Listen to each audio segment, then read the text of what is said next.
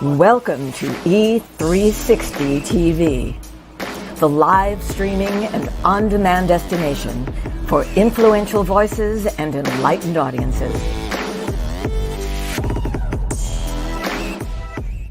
We offer trending, grassroots, and purpose-driven content across a diverse range of interests.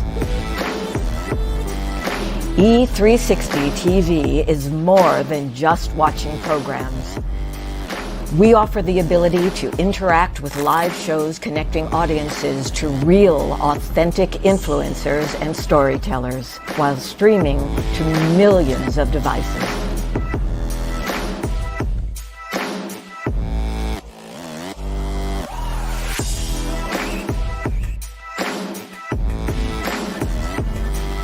Real experiences. Raw conversations. One destination for it all. E360 TV. Hello, hello, hello. I have a question for you. Have you ever felt completely lost? You know, seeking purposeful direction that could and should propel your mission within your divine journey to that next level, but still it hasn't happened. Well, my name is Loren Harris, and I'm the founder of P3, the Journey Series. People come to me because they're wounded. Many are scared, and even there are those who are bruised simply because they feel that they are increasingly, for whatever reason, losing their ability to dream. Now, this P3 program is not for a person who's just looking to start a business, no, but rather for those of you out there who have been on your journey and you've been navigating within your divine purpose, but you still desire to elevate to that level that you have not reached yet. If this is appealing, if this describes you, then I want to have a chat with you. I want to hear your story. So use the link below to get registered for your free seat at P3, the Journey Series. And let's get started, one story at a time. I'll see you inside. Click the link.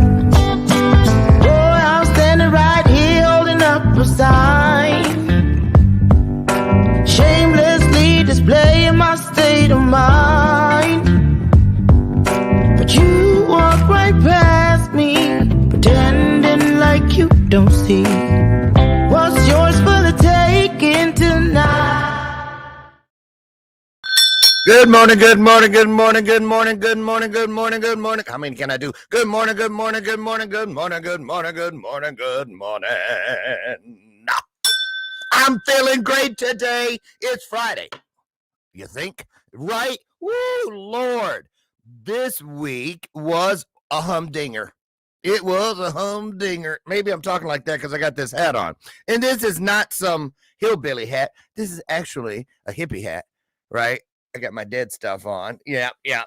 So anyway, I'm just so excited to be here today. Welcome, everybody, to today's installment, the Friday edition of Bathrobe Moments. And I'm your host, Goofy, but happy to be here, Dr. Loren. I have ADHD, so deal with it. It's my universe. Y'all are visiting.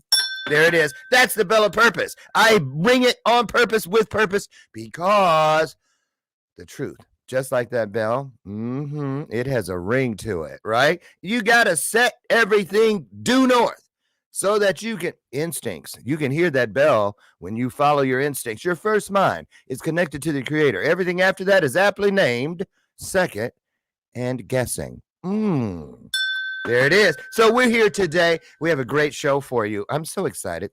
I was a little worried that our guest wasn't going to make it today. She wasn't feeling 100% all week, but hey, she's getting it done nonetheless. And you got to love that. You got to respect that. So let me just say, do I have any announcements? Oh, 1 week from today, I will be, if you're here in the Chicagoland area, I will be at the Matrix Club, emceeing for the second year in a row. Here, I have something for it. The Accelerator Business Summit. Yes. This is look at this. They're fancy. They got a whole magazine, right? And, am I in it? I didn't even think about that. I'm lying. It was the first thing I did when I got it. Am I in it? I'm just kidding. Well, I did, but I knew I was in it. Anyway, if you are in the Chicagoland area, where is it? We would love to see you guys there. A lot of great speakers. 5 of these people coming from all over the country, but 5 of them are actually coaching clients of mine. So it's almost like a little reunion. Yeah. There you go. Yours truly on the bottom. So if you are in the area, I would love to see you there, right? Let me know if you need information on how to get your tickets. It's all over my social media. So anyway, another little thing. Heartbroken last night. Let me tell you what happened. I was going to bed probably a little late, around 9:12. I usually go around 8:30 because I get up at 4, but I was not able to go to the gym not once this week. I set my alarm. I woke. It's that change. The leaves are falling, and my eyelids get heavier as that happens. I don't know. The older I get, but I'm back at it tomorrow because I got to lose like 4 pounds before next week to fit into that nice little outfit I got to MC in. Oh, quit playing. Y'all do it too. So listen, my goddaughter's getting married tomorrow. And last night when I was crawling to bed, what did I get? A text that said, horrible news. I tested positive for COVID a few minutes ago. Everybody's already on their way here for the wedding, and the bride has COVID. We still don't know what's going to happen. Pray for us. Her name is Carly. Can you think of anything worse? Well, there are lots of things worse, but I'm just saying. So we're going to see. What's going to happen. I don't know. What do you guys think? She said she's going to mask and stuff. She said she started feeling symptoms on Monday, so she thinks she's close to being. I hope she tests negative today. It was day number 7 today. And now I think she said the guidelines are 7 to 10 days that you need to quarantine before you're clear. So we'll see. I'll let you guys know on Monday if I went to a wedding or not. So I'm going to get our girl in here. I'm going to get her here. Then I'm going to show this clip that I found that reminds me of her. It does. As soon as I met her, I got off the first call and I said, this girl reminds me of this little clip that I saw from Maya Angelou. So I hope it makes her day and yours. Get your hands together. How do you do that from where you're at and I'm here virtually? Put some hearts on the screen. Our guest is on her way down the hall. Here she comes. Danielle Booher.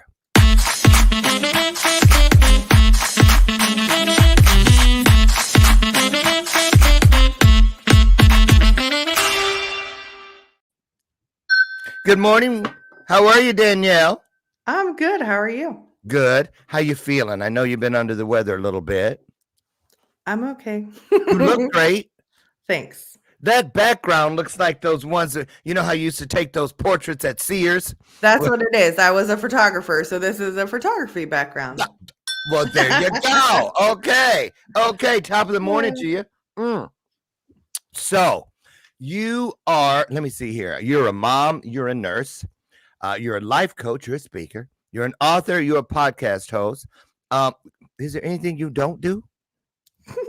You do it all. Yes, I did comedy too, and I did photography. There is a lot of things I have done, but there is stuff I have not done. But Yes, yes, yes, yeah. yes. I just love it. I love it. We're gonna get started. What I like to do though, and then I'm gonna let you have I do 60 seconds where I get out of here and I let the guests kind of set the vibe, the tone, if you will, for today's conversation. Just pour what's on your heart, seriously. And feel free, whatever that is, just pour out. They're ready to receive. And then I'm gonna come back in and we're gonna get started. And I'm gonna show you that clip that I said as soon as I met you. You reminded me of what this clip is all about. So I'm going to dip out. You take over. I'll come back in 60 seconds. All you take it away. Okay. I didn't know that was going to happen. Hello, everybody. So something got laid on my heart yesterday, I believe. So I'll just say it to you guys. When you are healing or changing, we have to do it from the inside out. So I walked outside and they just painted this house that I rented about, I don't know, a few months ago. So it's already peeling. And so the cracks and the bad wood is like showing already. So when we change and we heal, we have to do it from the inside out, because if we don't, those things on the inside that aren't really great yet are going to show to the surface eventually. So let's work on us and what we want and what we need. Not what everybody tells you to do, not what everybody thinks you should do. It's all about like finding out what you need. And again, I'm having health stuff. So that applies to me too. Seeing all these specialists, and of course you can't get in for a while. So yeah. I forgot to unmute. I was like, I can't hear you. Right. And you're a nurse. And you would think that, a nurse, and you work in a hospital, correct? Yeah. That, you would be able to just walk in and get everything taken care of like Johnny on the spot, but that's not the case. I wouldn't have known. Well, here's something that I hope helps. Seriously, you guys, I love this. And Danielle, I mean it. You reminded me of this, and I went and found it because I hadn't heard it in years or watched it in years. And after our pre-interview show, I was like, oh, I just love her. And so here we go. I want to show you this. I hope it does something to enhance your day. And that goes for all of you out there too. This is Maya Angelou, a little 2-minute piece entitled Rainbow in the Clouds. You're going to love this, I hope. There's an African-American song, 19th century, which is so great. It says, when it looked like the sun wasn't gonna shine anymore, God put a rainbow in the clouds. Imagine. And I've had so many rainbows in my clouds. I had a lot of clouds, but I have had so many rainbows. And one of the things I do when I step up on a stage, when I stand up to translate, when I go to teach my classes, when I go to direct a movie, I bring everyone who has ever been kind to me with me. Black, white, Asian, Spanish-speaking, Native American, gay, straight, everybody. I say, come with me. I'm going on the stage. Come with me. I need you now. Mm-hmm. Long dead. You see? So I don't ever feel I have no help. I've had rainbows in my clouds. And the thing to do, it seems to me, is to prepare yourself so that you can be a rainbow in somebody else's cloud. Somebody who may not look like you, may not call God the same name you call God, if they call God at all.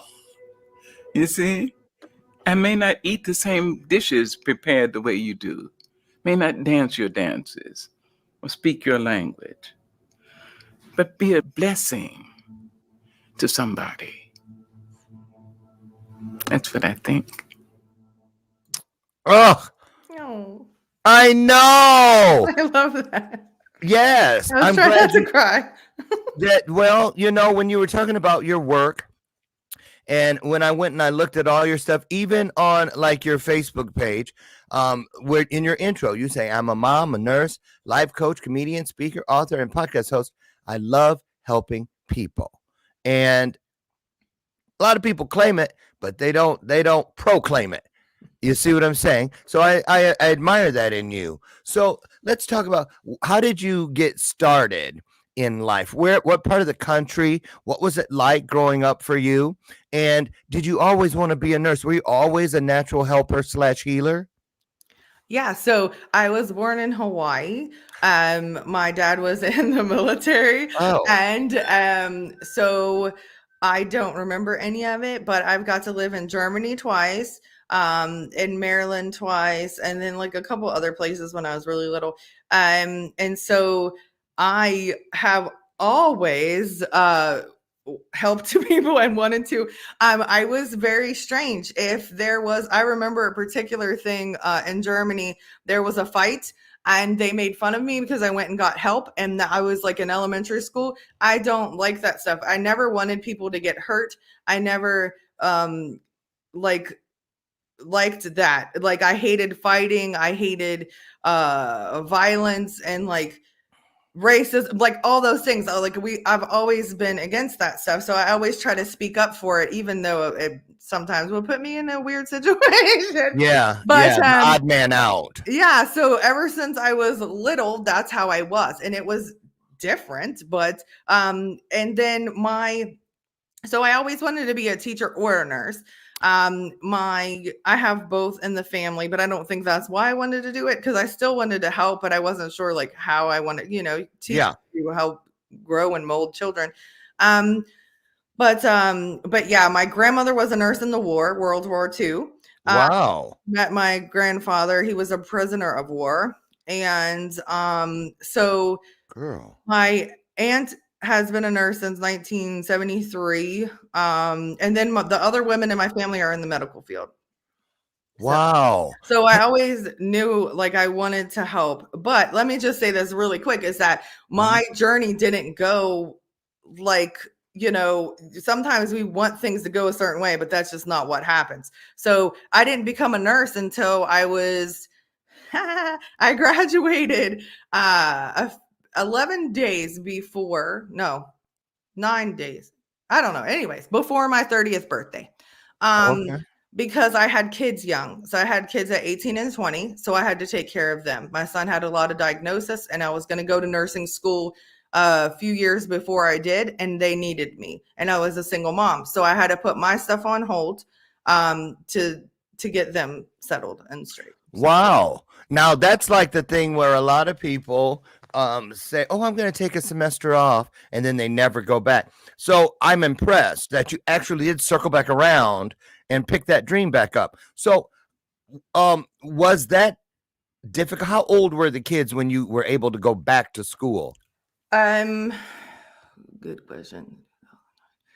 6 and 8. Okay. So that's still a handful, but you had, and you got it done. So what is it that you, what kind of nursing do you do?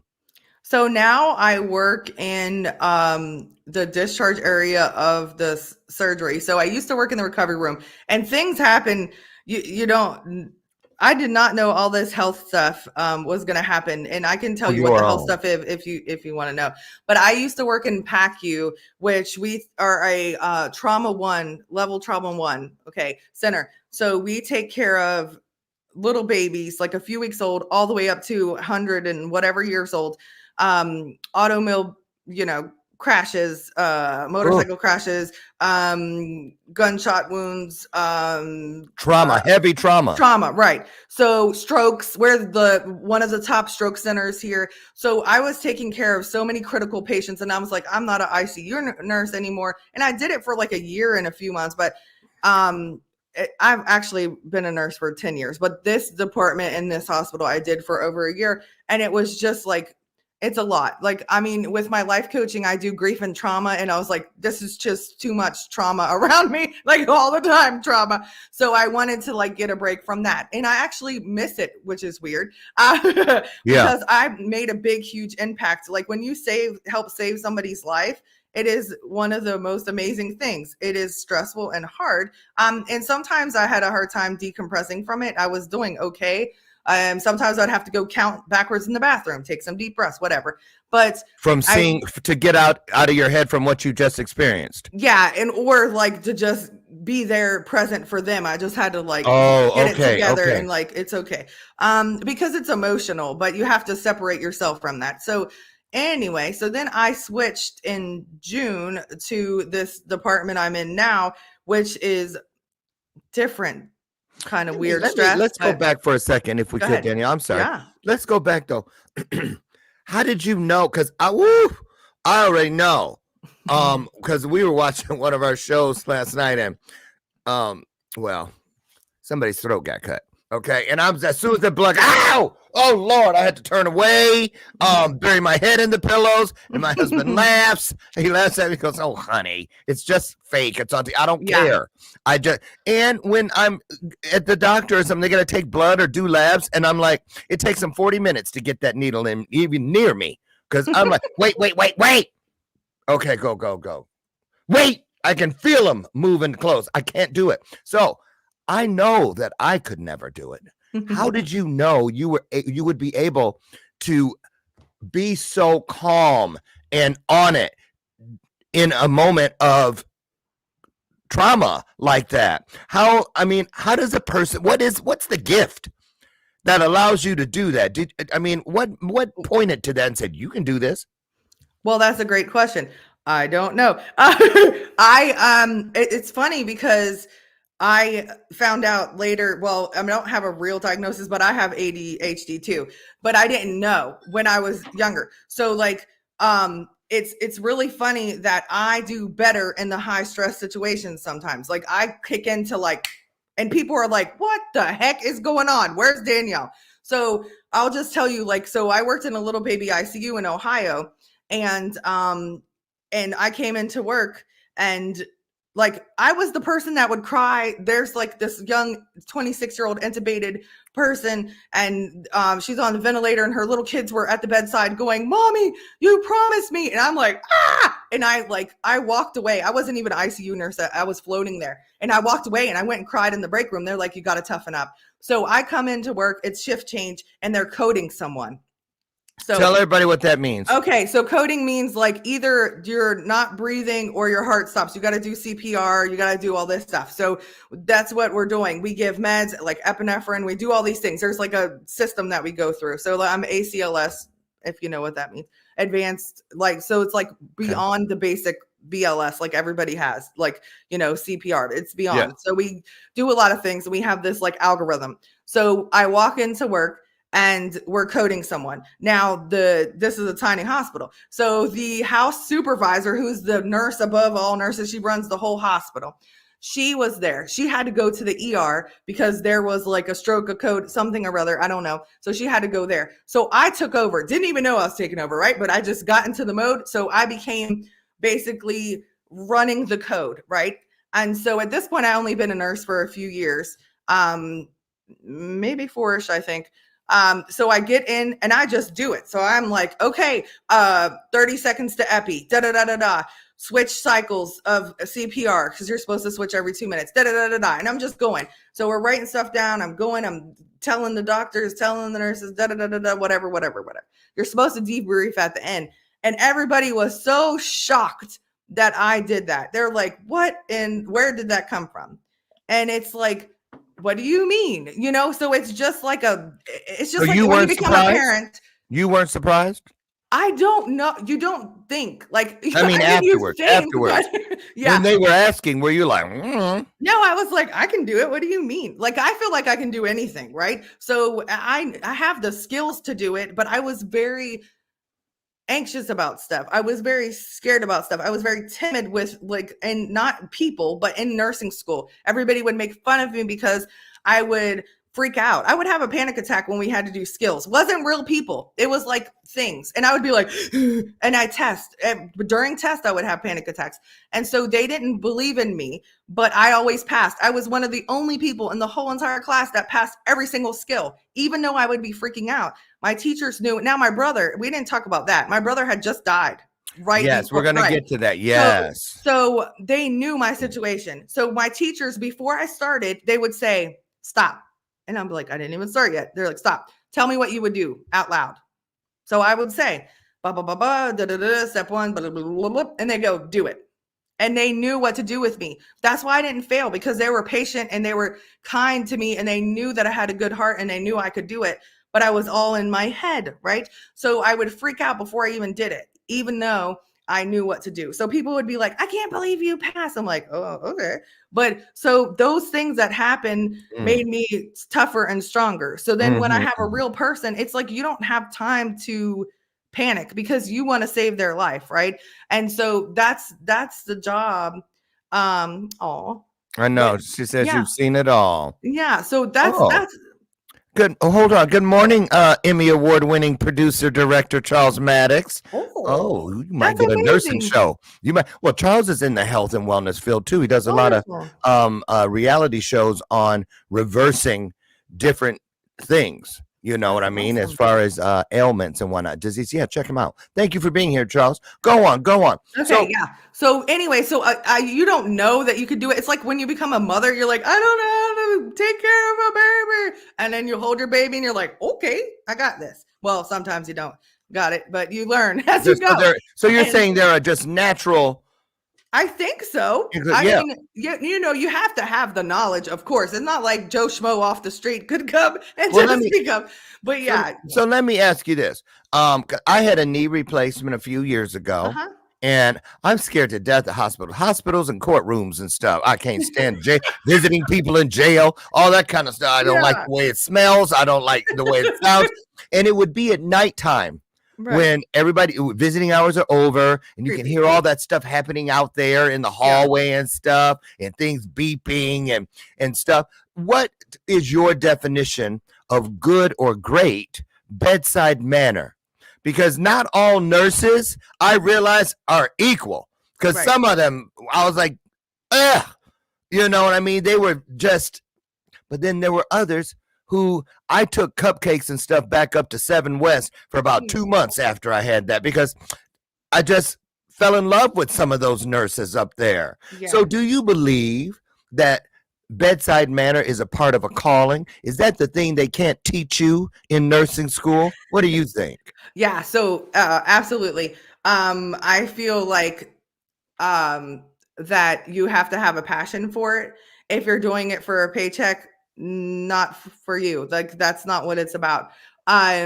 You have to have the love and the genuine like care for people. Like, you have to like really want to help them, right? And so I can tell you, like, you know, I've had times where I had one bad comment, okay?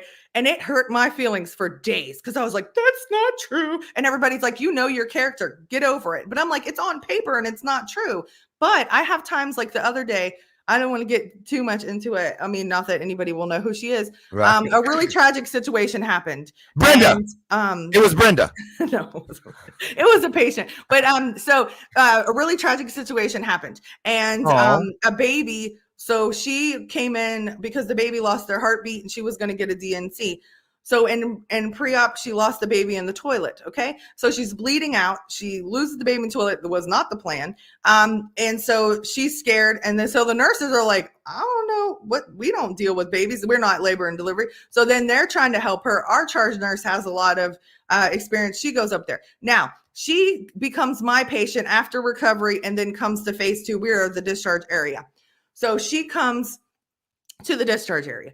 And, you know, there was a time where I was like, I shouldn't tell people my business. That's what they say. But you have to sometimes. So what happened was this lady is scared and upset, lost a lot of blood. Her husband's there. And she lost a baby. She lost a baby. And she wants to have, and it was a girl. And she already has a boy. And she's asking me these questions. And I told her straight up, I said, I don't, you know, I probably don't know if I should tell you this, but I lost a baby 25 weeks stillborn. And I was at work when it happened, and it was a boy and all this stuff. And how many months is that? I'm horrible at 5. 5-ish. Wow. That's over the halfway point. Right. So anyway, so I'm telling her all this stuff, and she's like, And then now I have an 11-year-old daughter. So this was way before my daughter. And she was like, were you scared? You know, Anyways, the point is she was asking me all these questions. And I was there for her. And so at the end, and I advocated for her because she was scared. She was like still bleeding some. And so I called the doctor. We gave her some medicine. We checked her blood counts. I don't let people leave me if I don't think it's safe for them to go home.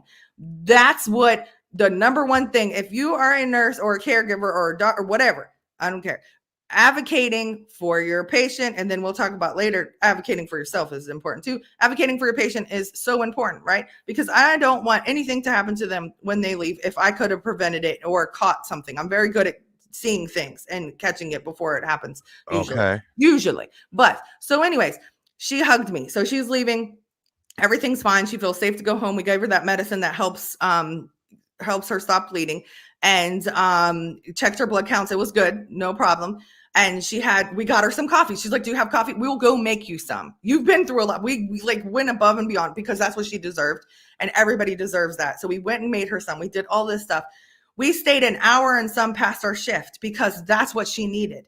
We would never rush anybody out. She deserved that. We were going to take her to the other area. They're open 24 hours where I used to work as PACU. And we were like, no, I said, I don't want to put her through anything else. She doesn't need to switch areas again. She's been through enough. She's connected with me. That's fine. So she gets to leave. She's sitting in the wheelchair. She hugged me several times. And she said to me, you gave me hope. So if I can do that for people in any way, right? Even if it's like a life coaching client or people that read my book or people that, you know, I physically take care of, that means the world to me. So that's what I feel like my purpose is, to help and be some kind of light and be some kind of like force that helps them in their journey, whatever it may be. So Danielle, yeah, hey, you're in a safe space. You do what you need to do. Seriously, I'm going to ask you. I'm going to say something here. Okay, I just innately get a feeling, because I do get divine downloads, but I just have a feeling in my spirit that you've always ended up surprising people when they didn't expect or counted you out. Yeah, you still, you'd surprise. You don't let that stop you from accomplishing anything, and I think that is just phenomenal. Seriously. Thank you. So I just got to ring the bell on that, and just let you know. Good for you. Good for you. So let me ask you this one. What about those times when you can't separate yourself? Because you're a life coach, and you don't have to be a trauma nurse to carry things outside of the workplace. I know social workers who just had to go and remove siblings from each other, to split them up, to drop them off somewhere because they had to take them from the home or thing. And they say they ride home in silence because they feel like they have hundreds of kids in the car with them that they have, who have crossed their paths. How do you stop going back to the scene of the crime? How do you stop holding space for you? Because you have to be prepared, I would think, and fully present for the next emergency. Right. So what do you use to be able to do that? What would you call that, Danielle? So whatever, people do a lot of things to separate themselves or de-stress or whatever it is for you. Could be meditating, could be deep breathing, it could be reading, it could be writing, it could be walking. Like I can't wait till I'm not dizzy anymore so I can go do my walks again. It's just not safe for me to do them right now. So like being out in nature, doing whatever, go drinking some coffee, I don't know what, sitting with your girlfriends, whatever. Finding that thing that gives you, like, brings you back to whatever is yourself and what you need to ground yourself. I was just gonna say grounding. Yes, right. So that's what it is. It's different for everyone, but that's why, like, I learned when I became a life coach, I had to, I started doing techniques literally if I could. There was a situation I could not get away from, and at the end of the situation there was blood everywhere. And I didn't know that, and we haven't talked about my brother yet. Okay, but you were at work, right? I was at work. Oh, yeah. Okay. You were like, what? This thing is- now I was at the pool hall. No. Okay. So yeah, I was at work and we were trying to save this lady, trying to save this lady for hours. I'm talking about run. I didn't even sit down. I didn't pee. I didn't breathe. I did breathe. I didn't drink nothing. Okay. We're trying to save this lady. We're giving her blood. We're doing this. We're doing that. ICU nurses are coming all the way to the recovery room. That's not normal. We're putting her on continuous dialysis in the OR. Also not normal. She's going back to the OR, bleeding, just bleeding. So I didn't know it was going to bother me until she started having blood from her nose. Now that triggered me. You don't know what happened to my brother, but when you find out, that triggered me. I didn't know it triggered me. So I can't breathe now. And I'm like, oh crap. Like a panic attack, can't breathe. Yeah, kind of. And I was like, but I didn't know why. So I kept working. And then finally they take her to the OR. So they never has this happened. The charge nurse goes, she's been a nurse for 40, 50 years. She comes up to me and she's like, go to break right now. And I was like, what? I was like, what about this mess? She's like, close the curtains, go to break. And I was like, okay. So I thought this guy, who's now going to be a doctor. That's interesting. Anyways, he was supposed to be cleaning it up. He was our tech. And so I was like, oh, I'm not going to see it when I get back, come back, blood's still everywhere. So now I'm got to clean it up with bleach. Right. So the next day, my friend's like, hey, I learned about mass transfusion. They did like the mass transfusion blood, just like pump it in. So we don't do that a lot. So she's like, I gave you information. And I was driving and I said, I know why I was triggered. And she's like, I was like, it reminded me of my brother. This lady just pouring out blood from her nose. I mean, just bleeding. Tell us about that. Tell them about your brother. It's okay. So my brother and I are 1 year apart. And and so I became his like second mom. My mom left. Wow, that sounds very harsh. But my parents got divorced. My mom moved out. That sounds very harsh though. But anyways, okay. So I became his mom in high school and all this stuff. Blah blah blah blah blah. Okay. Wow. And so yeah, literally, I was missing class to go help him because he was always getting in trouble. He had a lot of diagnosis, but he never got diagnosed. Like we'll talk about that in a second. But anyways, he had a lot of struggles. He had OCD, very very bad, severe. So anyways, poor guy. He was going through a lot. And our parents were getting divorced and he took it really hard. So I became his second mom. They would let me sign him out of school. Now I graduated at 17. They would let me sign him out of school at 16. I'm 16. Sign him out of school. I'm not even an adult. I would have to go drive him home and then come back. So I was missing class, all this stuff. So years later, I ended up moving away and I left Maryland and went to Ohio. I was raising my two kids and I didn't want them to go to Baltimore City schools. So I eventually started prerequisites for nursing school. I was working 2 jobs and going to college, okay, with 2 boys, raising them by myself. So I get a phone call and usually I don't check my phone, but it's always on silent because I was always in somewhere working or doing something. So I go to the bathroom, come back, check my phone. My mom called. I'm like, that's very weird. So I called her back and I don't know how much I can say because it's live. Oh, that's my little bubba. I know. He's so there cute. You two are. So I don't know how much I could say, but my mom said Go he ahead. has a gun. Okay. So my mom's like, he has a gun. And I'm like, oh, what? And she's like, he has a gun. Now so you both are how old at this point? He's 26. I'm 27. So, so then I am like in shock. They're in Maryland. I'm in Ohio. So she told me I don't call 911. It was a big metal door on the apartment. So they would have to buzz in. And she was like, that's going to trigger him. Just don't do it. So it was crazy. He was pointing it at her. She's like, don't point it at me. Now I'm far away. I don't have any control. And so he sounded, I have a perspective now. For people that commit suicide, I actually heard it. So I can talk to families and say, hey, they're not in their right. He was not in his right mind. His voice was demonic. Like it didn't sound like him. It was scary as crap. And I know she was terrified, of course. Really? Oh yeah, it was scary. And he kept repeating the same thing over and over again. He wasn't responding to what we were saying, but they were like going back and forth, arguing, even though it didn't make sense on his part. But then she's like, can you hear your sister? He never responded. So the last words that he heard were mine. I told him that his daughter needed him and loved him and that we loved him. And then I heard, phew. So I dropped the phone and screamed. I woke up my son on an accident. And it shut off. As soon as I woke up my son, he's like, what's wrong, Mom? I was like, my stomach hurts. And he's like, you don't cry when your stomach hurts. I was like, I do now. And then I just patted him back to sleep. Then I went outside.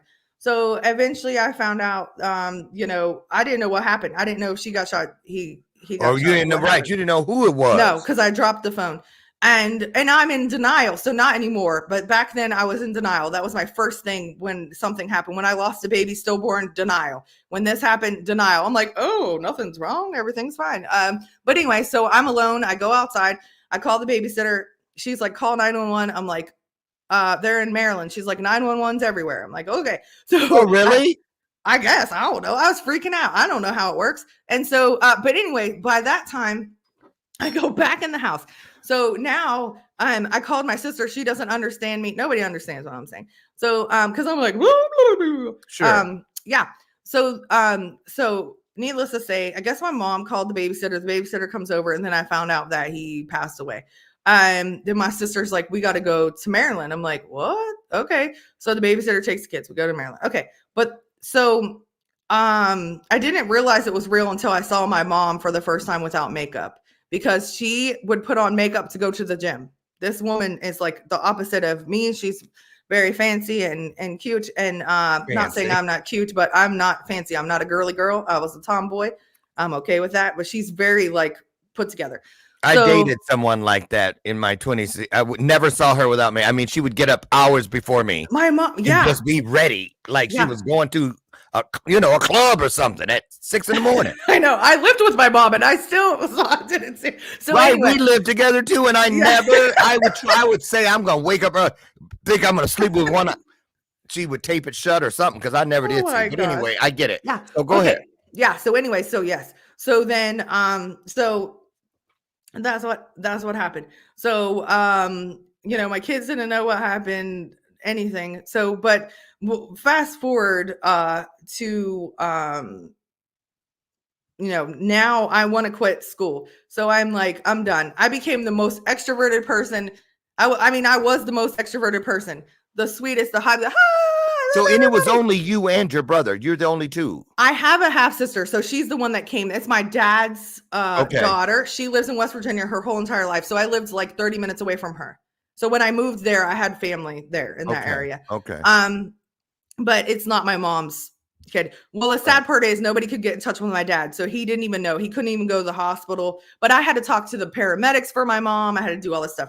I had to do the eulogy because she couldn't. But I was so scared of speaking. I failed speech class in high school on purpose because I wouldn't do my speeches. I would write them and not do them. And they're like, you have to. Well, then my senior year, that's another story that we don't have time for that. My senior year was very, very, very traumatic and crazy. But anyways, of high school. But so anyway, my senior year, I had to take it because I didn't have a choice or I wasn't going to graduate. Then in college, I had to take it again. Well, I was in speech class while my brother died. And I was like, I didn't want to do them. Well, I gave the eulogy. So I went back to speech class and I said, guess what I did? And she was like, well, good job. Now you have no excuse. You have to do your speeches.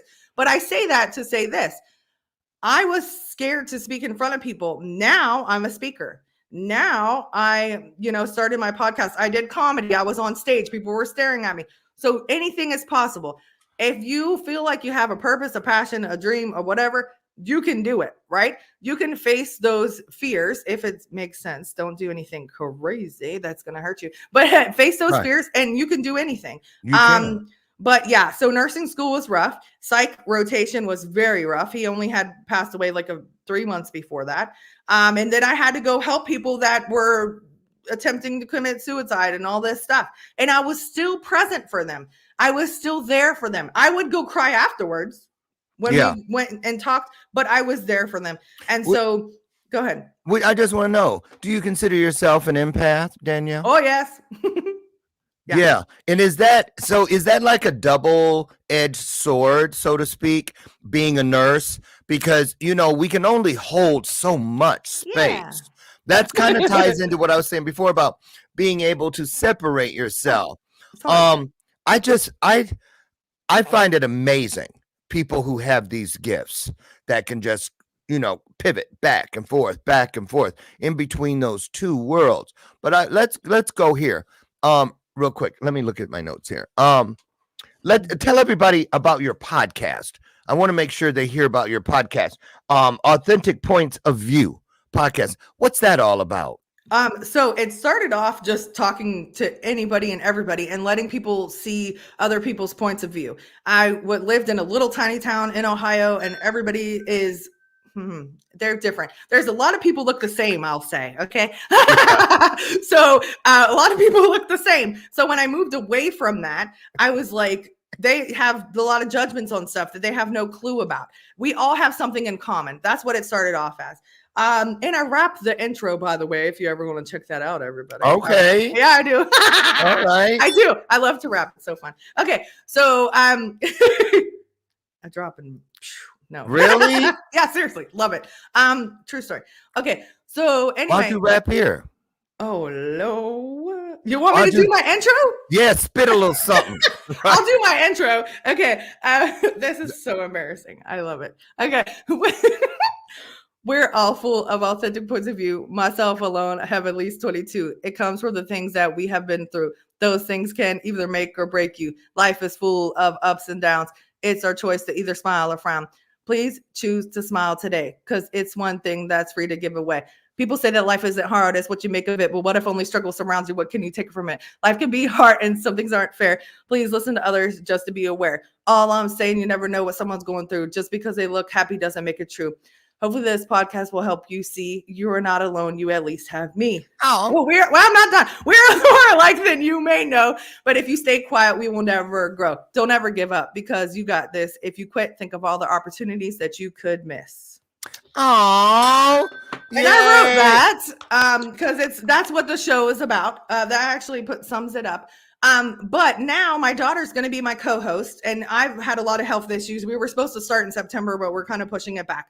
We're going to change it and put it like all things about teens and tweens and teens for this.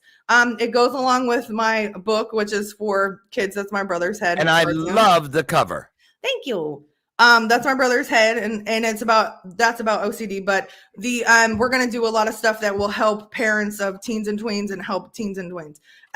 But that's just gonna be this season. And then my other podcast is Turning Trauma to Triumph, which is in the name there. That kind of tells you what it's about. Mm-hmm. And then really quick, I want to show real pictures of my brother. I don't know. Oh, please. Here, wait. Hold on. Can you see it? Yes. Wow. That's his daughter and him and a shark. Yes. At the Baltimore Aquarium. So, but anyway, so yeah, so I don't know why I was rapping. That was so Let me fun. ask you this: how is it with his daughter? Yeah. Let me just say something about her real quick. Okay, so when people are faced with adversity and all this stuff, they can go one way or the other, right? But this child has been faced with so many things. She lost her dad at 3.5, her mom at 6.5, and her grandmother on the mother's side already had custody. But she graduated a year early from high school. She is in college now. She's having a hard time in college, but she's doing it. But she's there. And she speaks up for overdose, suicide, all these things. She started at like 15, 16 years old being a mental health advocate. This child is amazing. Her name is Jayla. I'm so proud of her. I have a niece, Jayla. You do? That's her name, Jayla. I do. Yay. She's a senior in high school this year. Hey, Jayla. Hey. Go on. So, yeah. I'm so excited for yours. Yeah. So I'm so proud of her. She still faces a lot of adversity. There's a lot going on. I want to give that away because I'm friends with people. We all, yeah. But yeah, so I'm just very, very proud of her. She's an amazing kid. She's super talented. And when I would get down, I would think of her. But and that's why forgiveness. We didn't talk about forgiveness, but forgiveness is really important. Because like she was mad at her mom, but she wasn't mad at her dad, which I never really understood that. And I love her, and I hope she doesn't think I'm judging her. You mean mad because they left? No, yes, because her mom accidentally overdosed. So she had an overdose and a suicide on both sides of her. Yeah. Wow. So, but she wasn't mad at my brother, but she was mad at her mom, and I didn't quite get that, but I kind of do. Because when her dad died, she still had one. When her mom died, she had none. Right. And I get that. And she's allowed to feel whatever she wants. But like, see, in my journey, when I became a life coach, I went through a forgiveness journey, and I had to forgive myself too. I was guilty. My mom called me to save him, and I didn't save him this time. Right? There's other times where I could save him per se. I would stay on the phone with him and talk to him until he was like sober and calm him down. And but this time that wasn't what it was supposed. It didn't happen that way. So but I had to forgive myself. I forgave him. I forgave a lot of things, like I said. And I also had to realize that I played a part in things. So I was in domestic abuse relationship, all these things, but I could have left earlier, right? So you have to like face things sometimes and realize like, oh, wait, I had a part, right? It's not just the other person. I'm just accountability. Not, Yep, right? absolutely. You have to be accountable. And so once I forgave, now it's the journey. Okay. Forgiveness and healing and all those things are a journey. It's just like not you say, I forgive you. And then you're whoop, I'm fixed. And I never get upset again. Especially if the people are in your life, right? So if it's your parents or your sibling or whatever, and you're related to them and you have to see them, then yeah, you still might have ups and downs, and that's okay. And that's part of the process, but you got to pull yourself back up to that space of being like content and okay. And the forgiveness is not for them if they hurt you. It's for you to let that weight off of your shoulders, for it to not control you. So you gain back control when you forgive. And that's important. It's very important. Oh my goodness. Sorry, Hang out backstage. I just went on a No. I'm glad you did. I was just sitting here in my head because I have ADHD too, and it was so nice for it to get a break today. I'm not kidding you. I'm sorry. No, don't be. Don't apologize for what shouldn't be apologized for. I'm gonna tell you this. Okay. I was sitting here listening to you, and I got a download about you. I can't wait. Wait backstage. I'm gonna share it with you. Okay. Get ready. Ooh, you're gonna wonder how I know this. Wait, you just wait. How exciting is that? Listen, I want everybody on the screen right now is one of the 3 roads that we're going to provide you here today to more about Danielle. Here it is, author Danielle Booher at .com. That is one. Here is Facebook right there. And also we have Instagram. Now, I'm going to make this even easier by dropping all 3 of these links inside your comment section immediately at the conclusion of today's broadcast. So you'll be able to just click and go. Can't get any easier than that. Get over. You already know because you were here that this was, and I'm going to tell you something. We had, I think, 1,011 was the highest viewer point today. Thank you, everybody. You're, great job. Anything coming up that we don't want to miss going on with you? Anything you want to share? Oh, if you're in the Atlanta-ish area, Georgia area, there's a big book festival. I'm in October the 5th, my first one. I'm so excited. It is in Ackworth. Thank you so much. Everything's shared on my page. If you follow me, you'll be able to see where I am and what I'm doing. That's awesome. And I just want to say thank you so much for the work you do that you get paid for, but even more so for the work you do, Danielle, that you were made for. And those are 2 different worlds. I'm not kidding you. I was just sitting here falling deeper and deeper in love with you. Seriously. And man, there's not even one word. I was going to say story. I was going to say a lot of different things, but let's just say, what a wonderful soul. What a wonderful soul. I am so glad that you exist in this universe that I am in. I mean that. I really mean that. And so just thank you. Great job today. Promise me you'll come back again. Absolutely. Okay. Anytime. And I got some other shows on my network I'm going to hook you up with because they will kill me if I don't share you with them. So listen, you guys, all of you, get out of here now and go out today. Do whatever it takes to find just a little piece of your higher self. Take nice to nicer, great to greater, bold to bolder, bright to brighter. You just need one E and one R. I want to thank you for honoring me every day that you're here, and even those days that you can't make it. Just coming here and helping us remember that there is a promise that guarantees us where 2 or more of us comes together and we agree to ease some kind of suffering in the world, spiritual magic is available, y'all. So get out there. Have the best weekend ever. I'll see you, God willing, Monday morning over on the front porch. We're together. We'll have another illuminated conversation. Now get out of here. Don't you let my screen door slam on the way out. And remember, as always, I tell you, and I mean it, Dr. Loren loves you. And there ain't a damn thing you can do about it. I'll see you soon. Have a great day. Bye. Thank you, Danielle. Beautiful job. Beautiful. Thank Just you. beautiful. Bye, everybody.